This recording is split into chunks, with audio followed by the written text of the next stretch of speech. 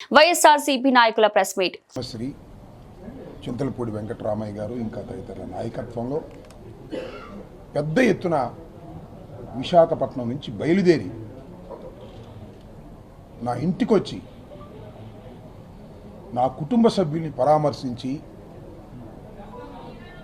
ధైర్యం సంఘీభావం చెప్పినందుకు వారికి నా హృదయపూర్వకమైన ధన్యవాదాలు తెలియచేసుకుందామనే ఉద్దేశంతో ప్రత్యేకంగా రావటం జరిగిందని ఈ సందర్భంగా నేను మనవి చేస్తున్నాను.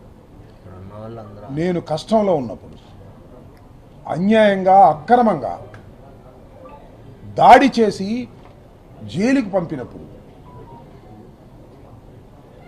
అందరూ ఎంతో ప్రేమతో వచ్చారు. మీ కుటుంబానికి జరిగింది అన్యాయమని ప్రపంచానికి చెప్పటమే కాదు, నా కుటుంబ సభ్యుల్ని కూడా ఓదార్చేటటువంటి కార్యక్రమం చేశారు. చాలా దూరం నుంచి ప్రేమతో అభిమానంతో ఏ విషయాన్ని ఆశించుకోకుండా వచ్చినటువంటి వీరందరికీ నా హృదయపూర్వకమైన ధన్యవాదాలు మరీ మరీ చెప్పాలనే ఉద్దేశంతో నేను జైలు నుంచి వచ్చిన తర్వాత ఇంటికాడ అన్నీ చూసుకున్న తర్వాత తొలిసారిగా ఇక్కడికి వచ్చి వీరికి నా ధన్యవాదాలు తెలియాలనేటువంటి ఉద్దేశంతో నేను ఇక్కడికి వచ్చానని మనవి చేస్తున్నాను. వీరు చూపించినటువంటి ప్రేమ ఎప్పటికీ మర్చిపోలేనని కూడా ఈ సందర్భంగా నేను గుర్తు చేస్తున్నాను. ముఖ్యంగా నా కులస్తులు ఆల్మోస్ట్ నా కుటుంబ సభ్యుల్లాగా భావించారు. మా అంబటి రాంబాబుకి అన్యాయం జరిగింది అని భావించారు. ఒక కులం మరొక కులం మీద దాడిగా దీన్ని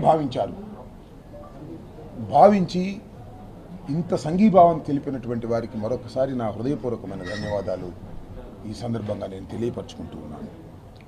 ప్రతి ఒక్కరికి ఒక్కళ్ళు కాదు వచ్చి నీ ముగ్గురు పేర్లు చెప్పాను, కానీ ప్రతి మండలం నుంచి ప్రతి గ్రామం నుంచి వాలంటీర్గా నేను ఇక్కడికి వచ్చి ఆశ్చర్యపోయాను. వాలంటీర్గా టైం అంటే టైంకి బయలుదేరి గుంటూరు వచ్చారు. ఊరిని ఒక పిలిపిస్తే చాలు సొంత కార్లు పెట్టుకొని మన కుటుంబ సభ్యుడికి ఏదో అన్యాయం జరిగింది వెళ్ళాలనేటువంటి ఉద్దేశంతో మరి పెద్ద ఎత్తున విశాఖపట్నం నుంచి వచ్చారంటే చాలా బాధలో కూడా చాలా సంతోషం ఈ సందర్భంగా నేను తెలియపరుస్తున్నాను. అంటే జరిగినటువంటి అంశం ఎంత బలంగా ప్రజల మధ్యకి వెళ్ళింది అనేది ఇక్కడ గుర్తుపెట్టుకోవాలి. 1983లో తెలుగుదేశం ఆవిర్భవించింది. అప్పటి నుంచి ఇప్పటి వరకు ఒకసారి పరిశీలన చేయండి మీరు.